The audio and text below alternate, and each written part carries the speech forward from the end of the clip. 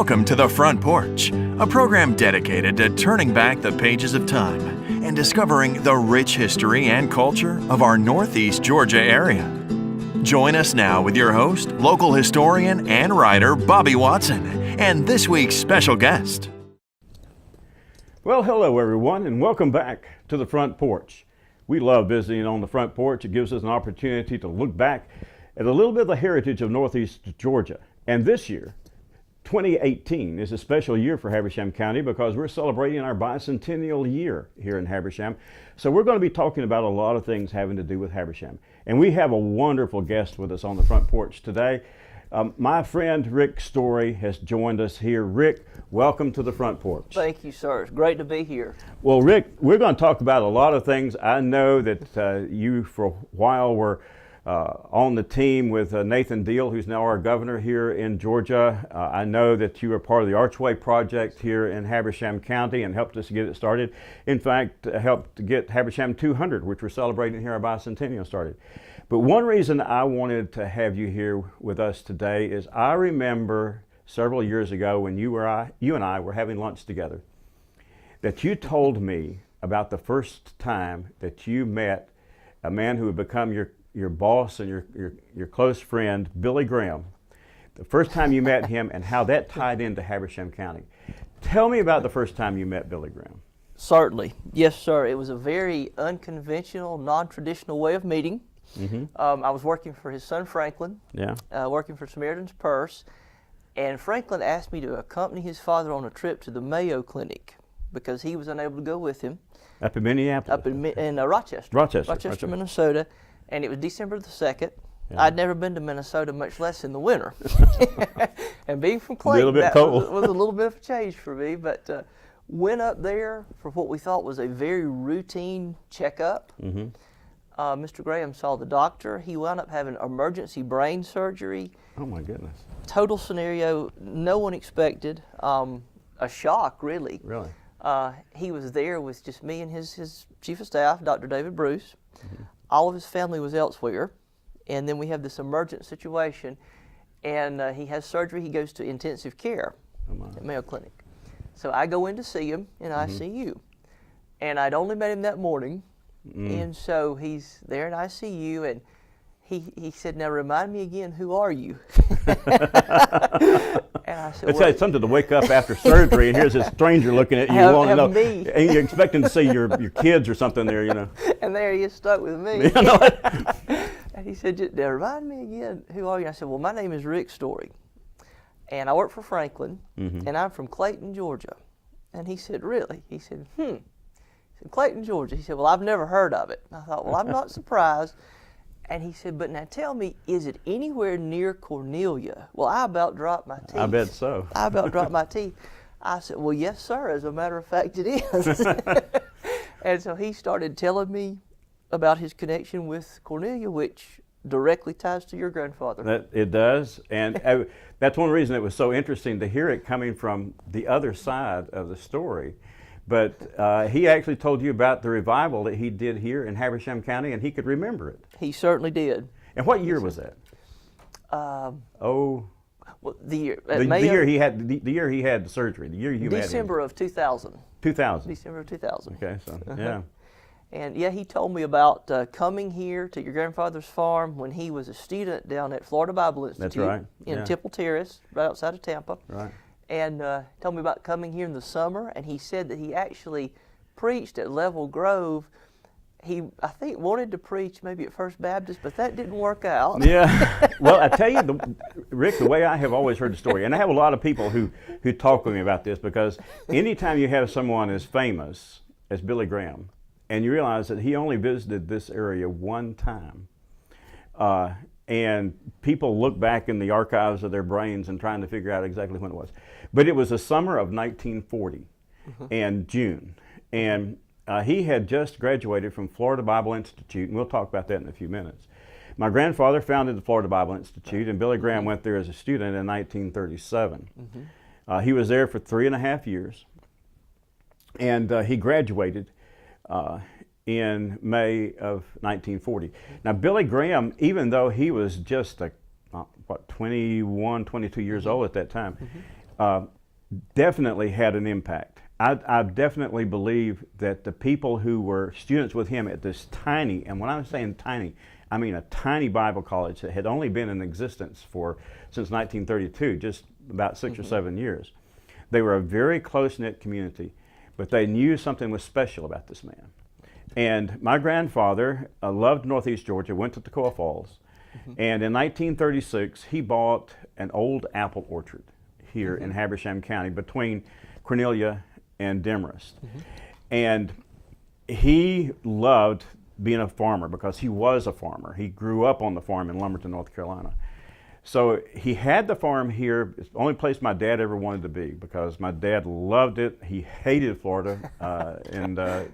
And this is in Tampa, is where Graham was in school, in Temple Terrace.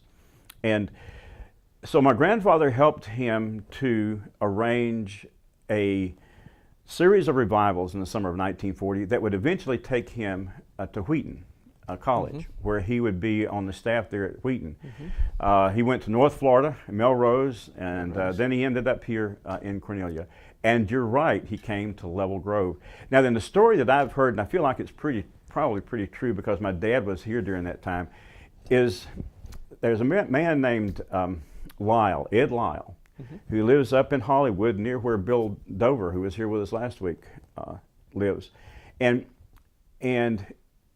he was from Florida, Ed Lyle was, and he had a farm up here. He's a country guy, and he was a member of Level Grove. And so he encouraged this young preacher to come and preach there. And he had a profound impact from the very beginning. And it wasn't long before, just a few nights, poor old Level Grove was packed out. And this is the original Level Grove, the lap board building, not even the brick building, the smaller one that's there today.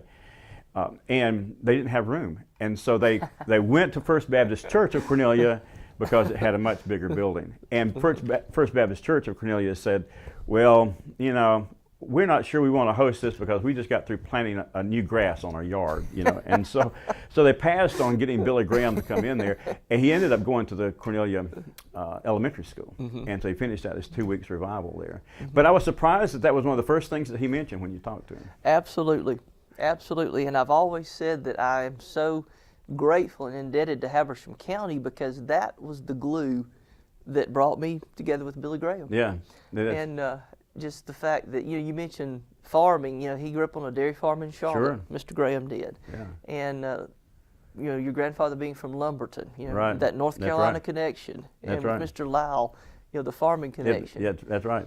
So, And he liked being there on the farm. And I'll tell you a brief story when we get back in just a minute about how the people from Level Grove at first not sure they wanted to even have him come to their church either, but I'll tell you about that in just a minute. Listen, we're going to take just a brief break, but we have a very interesting story that we're going to continue talking about here. And Rick, I do appreciate you being with us here on the front porch. Thank you. It's my pleasure. We're going to take a brief break. Stay with us. We'll be back in just a moment. Don't go away. There's more talk coming up on the front porch. We'll be right back.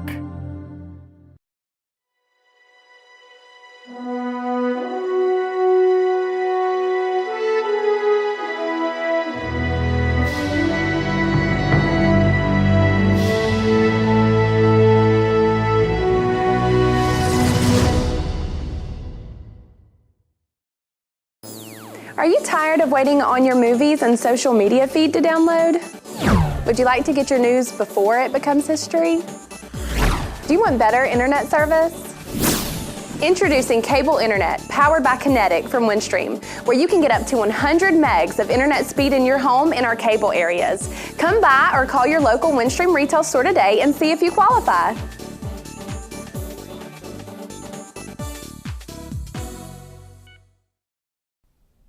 Well, welcome back, everyone.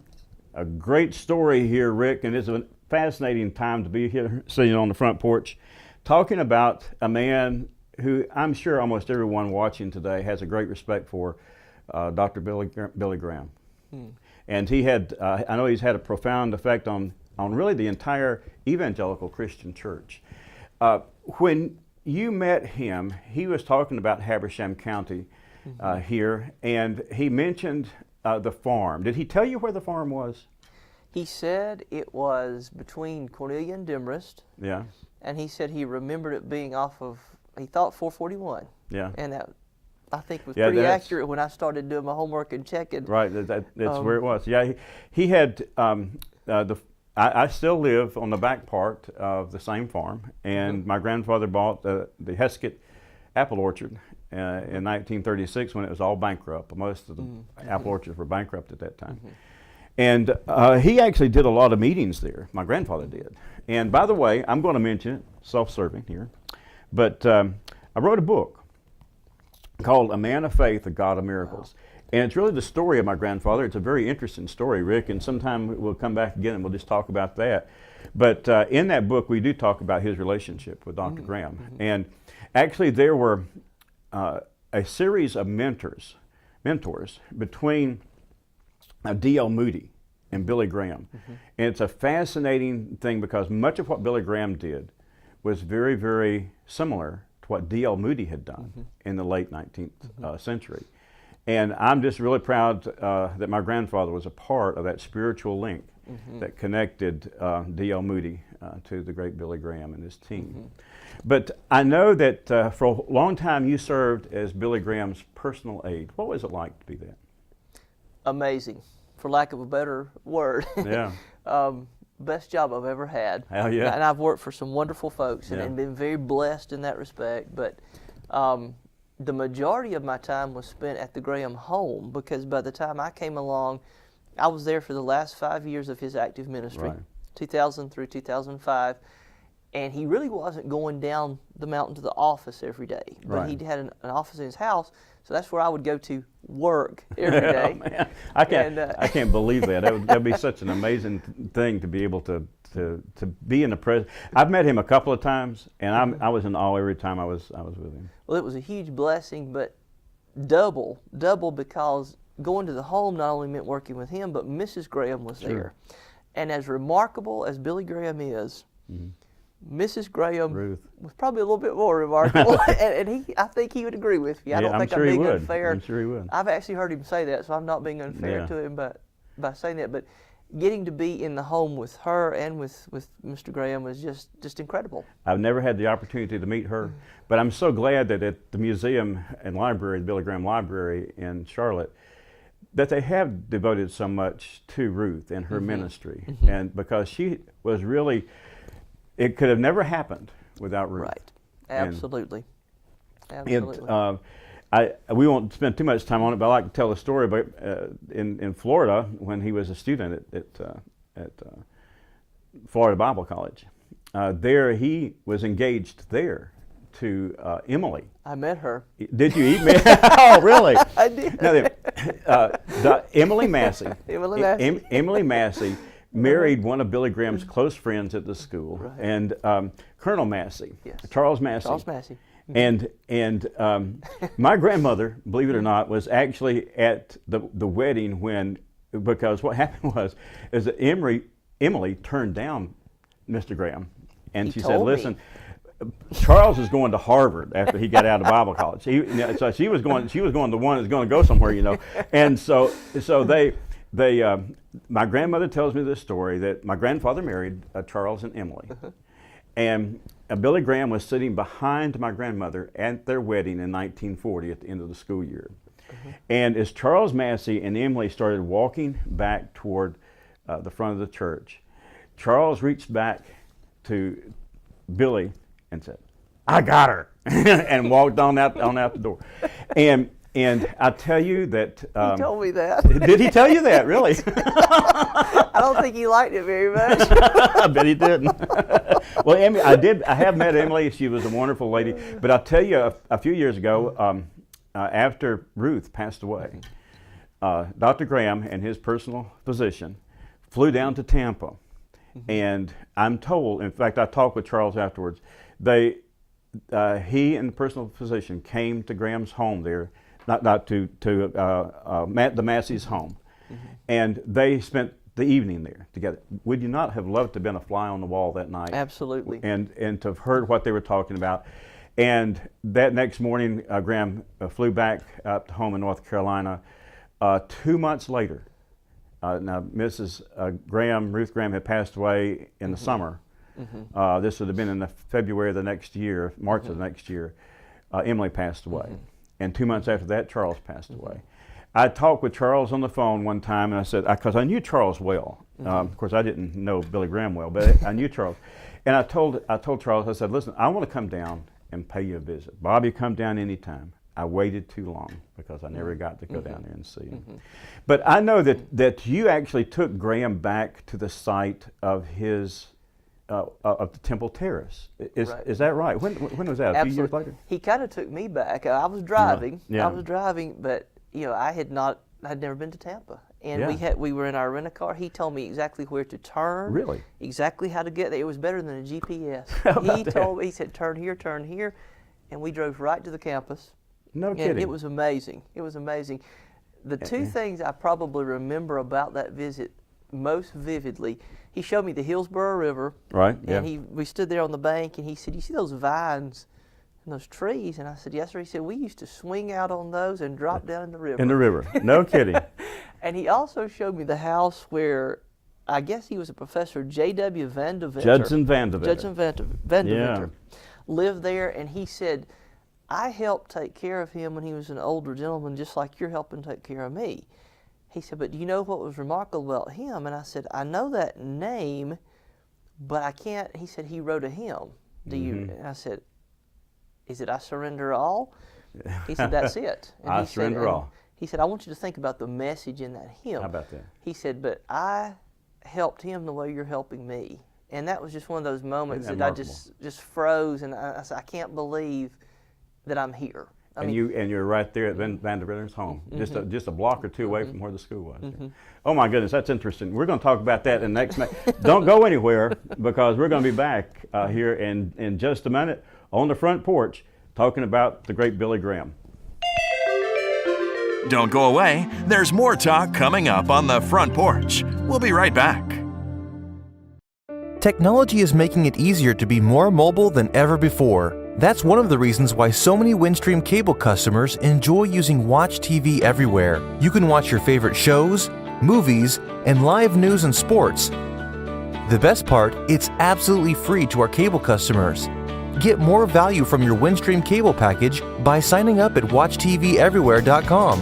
Then grab your favorite device and start enjoying.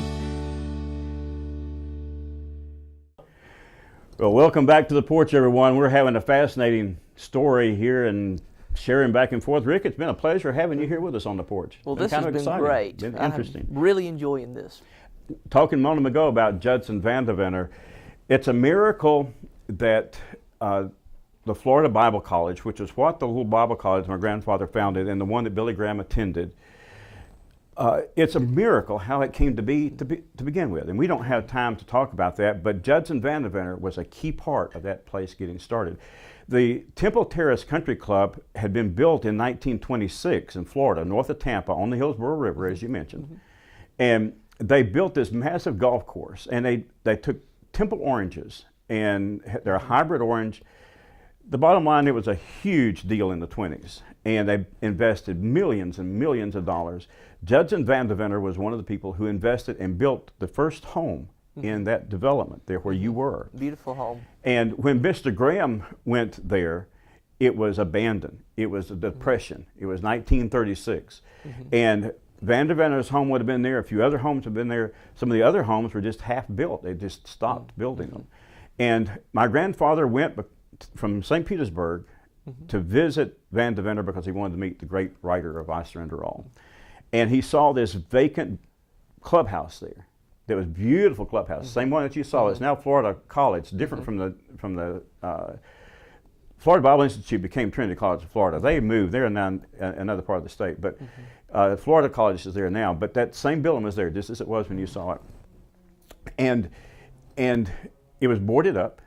And Van Deventer said, you know, you could have that if you maybe. And long story short is my grandfather got that building with no money down, no payment, and no interest for 10 years. And he started that school in the Depression, and of course the most famous graduate was Billy Graham.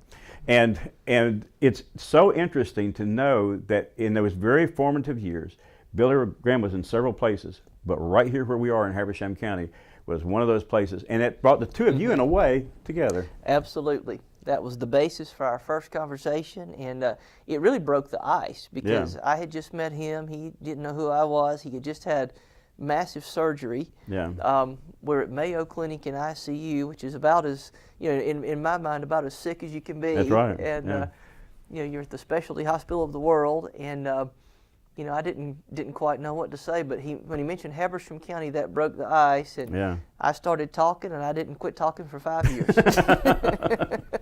Well, I'm glad you're still here talking with us too.